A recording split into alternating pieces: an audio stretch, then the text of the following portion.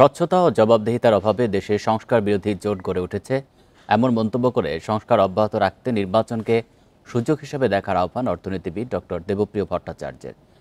সকালে বরিশালে নাগরিক প্ল্যাটফর্ম আয়োজিত প্রাক নির্বাচনী কর্মশালায় যোগ দিয়ে তিনি বলেন, বিচার, নির্বাচন ও সংস্কার ঘিরে দেশ একটি ক্রান্তিকালের মধ্যে আছে। বলেন, এতদিন দেশে ব্যবসায়ী, রাজনীতিবিদ ও আমলা মিলে উন্নয়নের ধারায় প্রতিবন্ধকতা সৃষ্টি করেছিল। এবারে নির্বাচনকে তাই এসব প্রতিবন্ধকতা কাটিয়ে ওঠার সুযোগ হিসেবে দেখতে হবে। কর্মশালায় জেলার বিভিন্ন সমস্যা তুলে ধরা হয়। নাগরিক ইশতেহার বিষয়ক এই কর্মশালায় নগরীর বিভিন্ন পর্যায়ের শতাধিক প্রতিনিধি অংশগ্রহণ করেন।